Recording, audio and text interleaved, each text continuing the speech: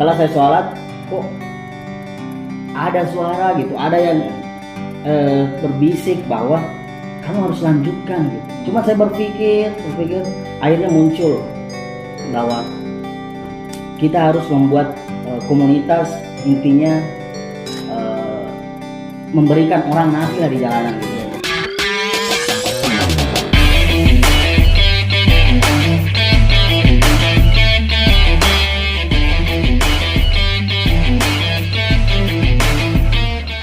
Pemirsa Sumartono Mulyo Diharjoso yang saya muliakan, hari ini bagi saya hari yang spesial karena ini tayang perdana program baru di SMS, yaitu Beranda, berbagi cerita inspiratif dan aktual. Dan sore ini di tayang perdana kita punya tamu spesial yang perdana yang luar biasa. Selain istimewa, ini juga dalam rangka memperingati Hari Pahlawan. Jadi saya menyebut inilah pahlawan kekinian, pahlawan kontemporer. Siapa dia? Saya perkenalkan dan saya undang, inilah dia, Ibnu Sultan.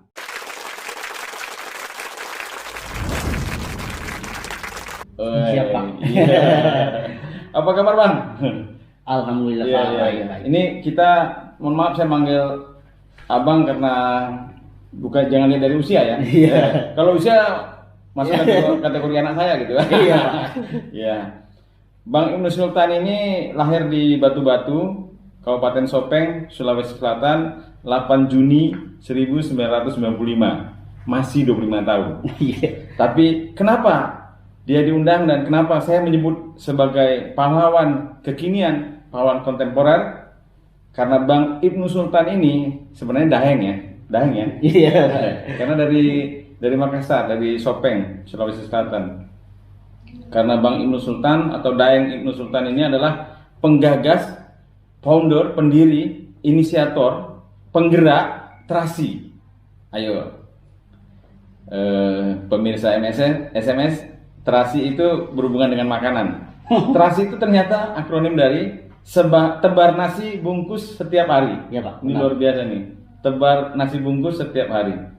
Bang, ini sebelum kita mengutak-atik, membongkar terasi ini, Bang, saya ada pertanyaan wajib, Bang, ya, di Beranda ini, dan kita menyebut warga Beranda untuk pemirsanya. Ya, Siap. warga Beranda, pertanyaan wajibnya itu, dan itu harus Abang jawab ya. Ya, apa bahagia itu menurut Abang, apa sih bahagia? Kalau menurut saya pribadi, bahagia itu ketika kita mampu membahagiakan. Ketika kita mampu membahagiakan, itu bahagia ya? Bahagia. Iya. Karena saya merasakan sendiri bahwa terkadang ketika saya bisa membuat orang tersenyum, saya lebih tersenyum lebar gitu. Ketika saya membuat orang bahagia, malahan saya lebih bahagia. Bahagia ya. Bang, kira-kira siapa yang tidak Abang bahagiakan, Bang? Bahaya di pertanyaan ini. Menusuk ini. Masuk Pak Eko. Bisa Bang, ini Abang siapa yang udah Abang bahagian ya? Boleh orang tua atau segala macam, itu otomatis ya. Iya. Ya, terus ada nggak? Jangan-jangan udah ada orang apa namanya cewek Minang yang Saya berusaha untuk bukan saya sih, kami di Terasi itu berusaha untuk membahagiakan orang-orang di sekitar kita gitu.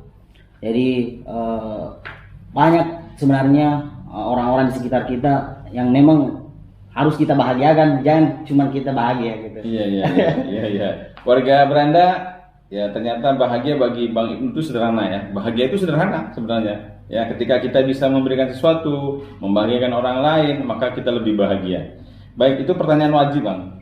Nah, sekarang saya baca di internet dan baca sumber lain yang bisa dipercaya bahwa Abang di usia 25, itu tepatnya 28 Mei 2020. Artinya sebelum 25 tahun lah, Bang ya. Sebelum 25 tahun, itu saya dulu kalau umur 25, wah, apa yang sudah saya lakukan? Belum ada gitu. Ini istimewa gitu. Di usia belum 25 menjelang 25 tahun sudah punya gerakan moral, gerakan sosial yang patut kita contoh, ya ini terasi. Bang, bisa nggak diceritakan ke warga Beranda, apa Bang, gimana Abang punya inisiatif atau apa ya, kenapa Abang melahirkan terasi ini, gimana ceritanya Bang? Oke Pak, saya sedikit bercerita ya.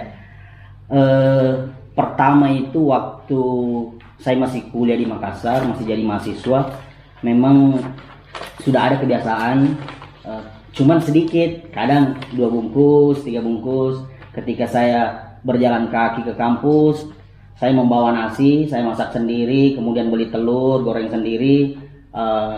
Isinya sederhana sih, cuman ternyata banyak orang yang membutuhkan. Saya merasa ketika saya memberikan nasi itu dan mereka tersenyum, ada juga kadang nangis gitu. Di situ saya tersentuh. Kemudian akhir tahun 2017 saya terbang ke Padang. Kemudian saya mencoba melanjutkan lagi di Tanah Minangkabau ini. Mudah-mudahan apa yang telah kami lakukan ini bermanfaat, dan lahirnya terasi di Padang ini awalnya itu saya sholat, terus saya berdua di ruangan itu. Sholat apa Bang? Sholat wajib? Sholat asar Pak. Sholat asar ya? Itu sore, kemudian saya berdua di ruangan, yang teman saya namanya Patrick Hermawan itu kan dia masih kelas 2 SMA. Oh, Masya Allah. Namun dia punya potensi untuk desain. Oh iya, IT ya? IT Pak. Setelah saya sholat, kok ada suara gitu, ada yang berbisik bahwa kamu harus lanjutkan gitu, apa yang kamu lakukan dulu di Makassar. Saya nggak tahu apa yang harus saya lanjutkan gitu. Cuma saya berpikir, akhirnya muncul bahwa kita harus membuat komunitas, intinya memberikan orang nasi lah di jalanan gitu. Iya. Akhirnya pikir-pikir berdua di dalam ruangan itu, lahirlah terasi. Terasi ya? Bilang kok terasi? Saya bilang terasi ini kan identik dengan makanan gitu. Iya. Namun ada kepanjangannya dari terasi itu. Iya. Tebar nasi bungkus setiap hari. Tebar nasi bungkus setiap hari. Oh, jadi itu yang Abang lakukan sama teman-teman ya? Iya. Mencari orang. Ada nggak Bang kriterianya yang berhak mendapat terasi ini Bang? Atau bagaimana? Jadi kriteria yang mendapat nasi terasi ini yaitu orang-orang memang yang membutuhkan di jalanan yang kita temui. Kita berkeliling di Kota Padang, misalnya pemulung, dan memang kita lihat dia berusaha untuk mencari nafkah gitu. Kita utamakan dulu yang memang berusaha untuk mencari nafkah, misalnya dia bersama anaknya pergi mencari plastik, kardus, kemudian dia jual. Jadi saya berpikir bahwa kita kasih makanan, jadi untuk biaya makannya itu biar mereka simpan gitu. Jadi itu orang yang menerima itu adalah kategori yang pertama, dia harus berusaha ya. Iya, Pak. Berusaha artinya ketika dia berusaha, dia sudah berikhtiar, tapi belum mencukupin, dan ini menjadi sasaran utama dari terasi ini ya. Iya benar. Wah, luar biasa. Nah ini kalau saya baca ada di internet dan Suara Palapa itu berdirinya 28 Mei 2020. Ada 5 orang emang, termasuk Abang foundernya. Iya ada. Ya. Dan ternyata ada 3 serangkai saya menyebutkan bahwa keuntungan pertama, donatur, kan ini banyak Bang, donatur yang dia tidak mengerti dan dia tidak punya waktu untuk mendonasikan. Berarti ini sasaran yang pertama ya. Terus yang kedua menariknya juga bahwa yang menjadi sasaran itu adalah orang yang layak dibantu, ya, orang layak dibantu. Jadi ada 3, jadi donatur, penerima, dan satu lagi sebenarnya mediator yang itu rumah makan. Dan itu Terasi Group ini, tim Terasi ini memilih rumah makan UMKM yang belum besar. Wah ini menarik nih Bang. Filosofi yang kedua, yang pertama tadi yang kedua yang orang yang menerima dan rumah makan Bang. Itu gimana ceritanya ide itu muncul? Ya, bisa diceritain Bang? Baik, jadi pertama tadi yang menerima memang ada kriteria-kriteria yang kita utamakan, seperti yang saya jelaskan tadi. Kemudian kedai yang tempat kita membeli nasi. Jadi kita memilih memang kedai-kedai yang kecil, yang harga-harga 10.000. Kemudian niat kita untuk apa? Agar UMKM tetap berjalan, tetap stabil keuangannya, apalagi di masa pandemi sekarang ini, Pak. Masa pandemi yang orang banyak PHK gitu. Iya. Iya. Jadi artinya dengan rumah makan tadi yang kecil, Kita berusaha untuk menghidupkan Menghidupkan. warung-warung kecil. Iya, warung-warung kecil. Artinya dia bisa berjalan, kemudian kita juga membantu orang yang membutuhkan ya, secara tidak langsung ya. Dan orang yang ingin berdonatur juga apa tersalurkan ya Bang ya? Tersalurkan. Iya.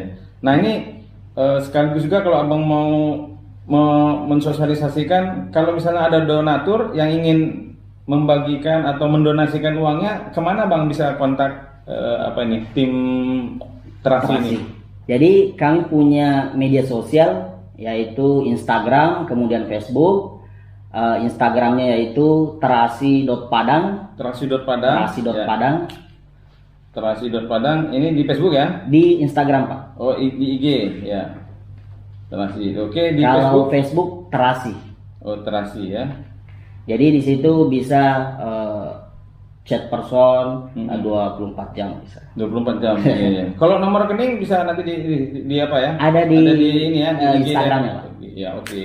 Baik, bagi para donatur yang bingung mendonasikan uangnya, ini sudah ada tim Terasi di IG terasi.com dan FB Facebooknya di Terasi. Ya, ditunggu ya. Karena semakin banyak kita mendonasikan, mensedekahkan, maka semakin banyak juga orang yang terperhatikan. Wah, menarik nih Bang. Ya, oke Bang. Sampai sekarang kira-kira gimana Bang? Apa yang belum dicapai? Karena yang namanya kepuasan itu tidak akan puas ketika kita sudah memberikan kepuasan orang lain kan gitu. Iya. Nah, kira-kira apalagi target-target kedepannya nih sehingga kita selalu dan termasuk juga warga Beranda harus mendoakan ini Terasi ini tetap ada ya, selama dunia ini ada gitu ya. Apa Bang target kedepannya Bang?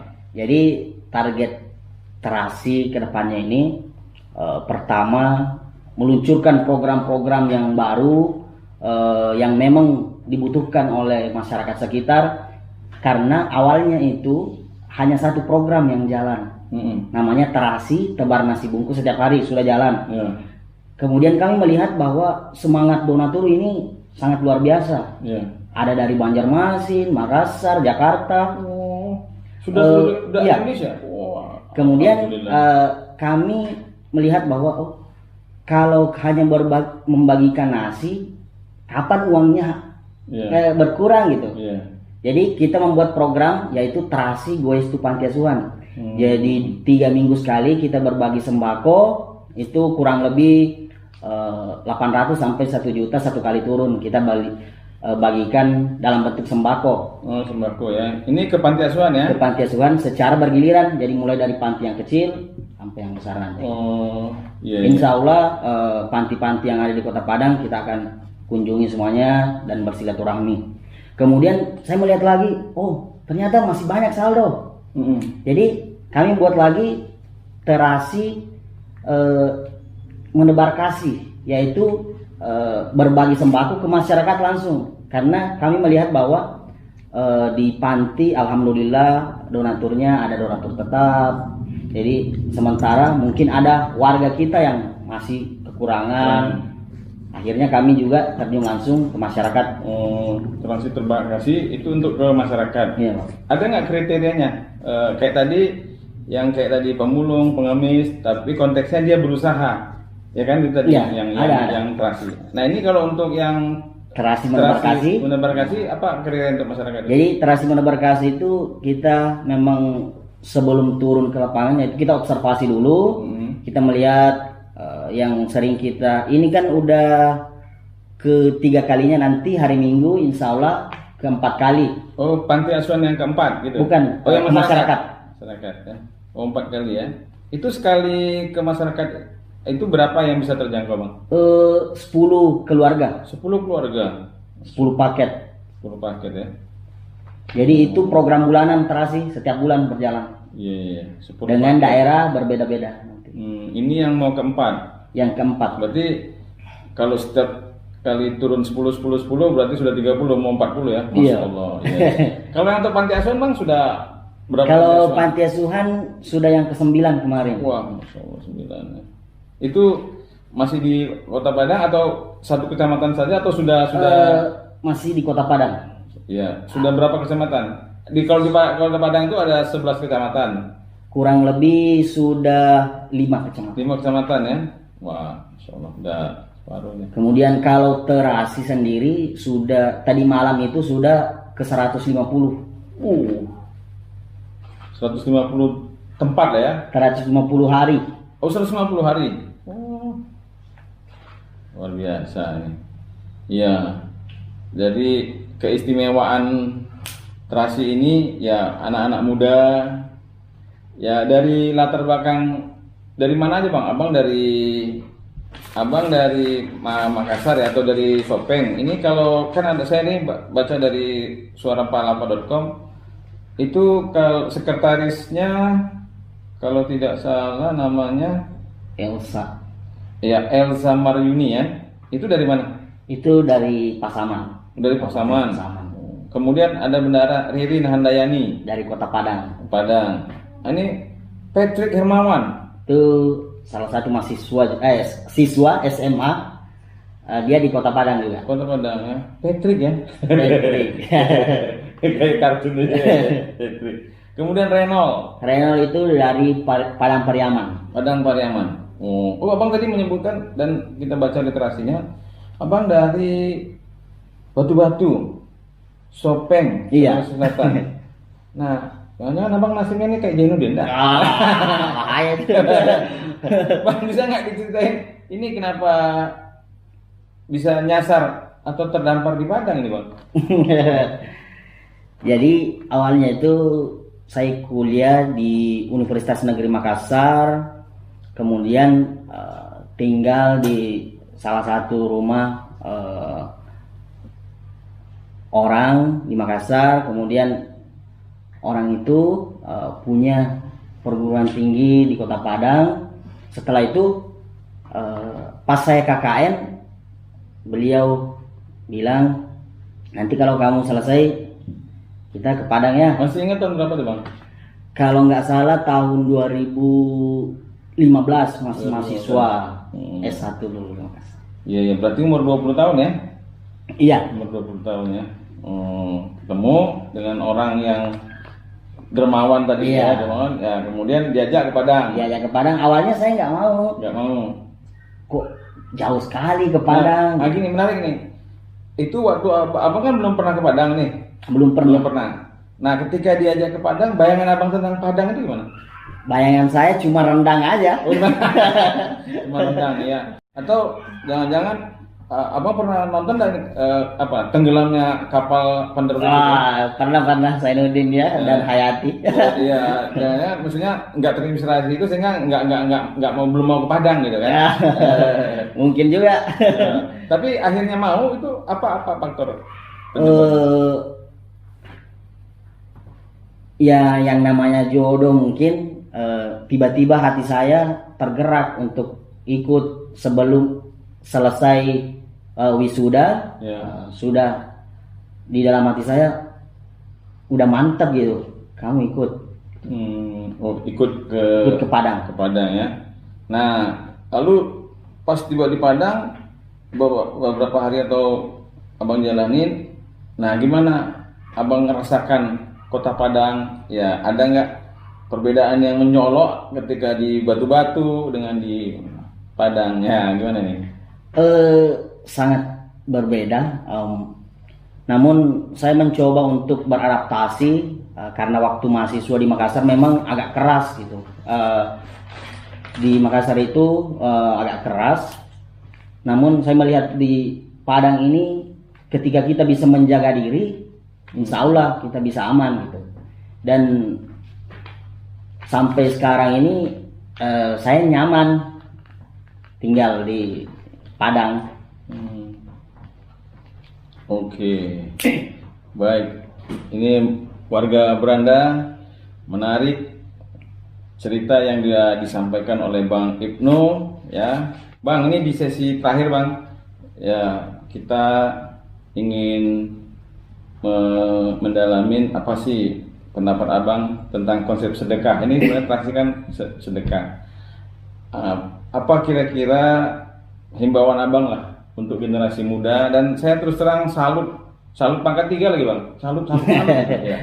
Karena terus terang nih, waktu saya usia 25, saya ke Padang ini ketika tahun 94. Ya, umur saya ya 25. Nah, tapi saya belum ada yang saya lakukan seperti ini gitu. Nah, artinya ini luar biasa gitu, menginspirasi anak-anak milenial. Ya, termasuk juga saya menginspirasi untuk kita juga rajin bersedekah. Ya, apa Bang?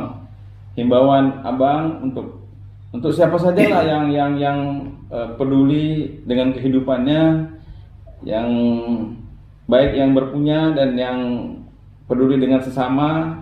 Ya, bagaimana Bang? Oke, dari kami, biar saya mewakili teman-teman Terasi, ya jangan pernah menunggu kaya untuk bersedekah. Dan saya dulu jarang juga bersedekah. Namun saya mau menabung, jarang bersedekah. Tapi tabungan itu nggak pernah penuh gitu. Iya. Ada teman saya mengatakan, kamu harus ubah konsep itu. Kamu harus berbagi, bersedekah. Insya Allah nanti akan masuk juga itu, akan ada rezeki yang datang. Dan saya mencoba benar-benar apa yang teman saya katakan itu, akhirnya saya lakukan. Dan memang saya merasakan sendiri nikmatnya bersedekah, indahnya bersedekah. Dan selama saya melakukan Terasi ini kurang lebih sudah 6 bulan, alhamdulillah saya tidak pernah merasakan sakit. Padahal hampir setiap hari itu keluar, kalau pulang kerja, pulang dari kampus, pergi berbagi nasi, pergi menebar nasi di jalanan, ketemu dengan orang-orang di tempat sampah ini. Namun alhamdulillah Tuhan selalu menjaga orang-orang yang memang menjaga hambanya gitu. Iya. Dan saya merasakan sekali nikmat bersedekah. Kadang kita berbagi di sini, namun yang merasakan dampaknya itu keluarga kita di kampung. Saya kadang nelpon orang tua, bagaimana kabarnya? Alhamdulillah sehat. Bagaimana rezeki? Alhamdulillah ini selalu masuk rezeki nih. Di situ saya kadang termenung gitu, bahwa apa yang kami lakukan di sini ternyata berdampak sangat erat kaitannya dengan apa yang terjadi di lingkungan keluarga kita. Bukan hanya di lokasi ini, tapi lokasi di mana orang tua kita tinggal. Misalnya seperti saya, orang tua saya di kampung, dan mereka merasakan dampaknya. Dan yang membuat saya bahagia itu, saya tidak pernah bercerita tentang Terasi ini kepada orang tua saya. Tapi tiba-tiba beberapa bulan itu menelpon, itu mau berdonasi gitu. Dan saya senang sekali, saya nggak pernah mengajak berdonasi. Dia sendiri yang tergerak hatinya karena melihat video-video yang ada di media sosial gitu. Itu kebahagiaan saya sendiri. Juga udah ada YouTube-nya Bang, bisa diceritakan ke warga Beranda YouTube-nya apa biar nanti menonton. Oke, jadi YouTube komunitas kami yaitu Tebar Nasi Setiap Hari. Tebar Nasi Setiap Hari. Tebar Nasi Setiap Hari. Di channel YouTube ya? Channel YouTube. Ya. Sudah warga Beranda, ada beberapa video di situ. Ya, warga Beranda jangan lupa tonton channel YouTube Tebar Nasi Setiap hari. Ya. Baik Bang, ini luar biasa. Pertama, tim Beranda mengucapkan banyak terima kasih. Kami tahu kesibukan Abang luar biasa, ya. Walaupun sibuk, tapi Abang tetap sok sibuk aja deh. Menyibukkan. Lalu warga Beranda, ya, beberapa kali saya ketemu dengan Bang Ibnu ini selalu segar gitu ya. Saya kadang-kadang ini juga ya, iri bagaimana dia bisa menjaga kesehatan, ternyata kuncinya sedekah. Warga Beranda yang saya muliakan, sampai kita di penghujung acara ini, tapi saya tidak menyimpulkan, hanya saya memberikan ada 3 yang patut kita catat dengan kehadiran Bang Ibnu hari ini. Pertama, menjaga diri itu menjadi kata kunci untuk kita nyaman di mana saja. Jadi itu quote yang pertama. Quote yang kedua adalah jangan nunggu kaya untuk bersedekah. Dan yang ketiga, nikmat bersedekah tidak hanya berdampak pada diri sendiri, tetapi juga keluarga. Semuanya sudah dibuktikan dan dirasakan Bang Ibnu Sultan. Sampai di sini dulu program Beranda. Insya Allah kita bertemu di program Beranda di masa-masa yang akan datang. Stay tune di Sumartono Mulyo di Harjo. Sampai jumpa. Assalamualaikum warahmatullahi wabarakatuh.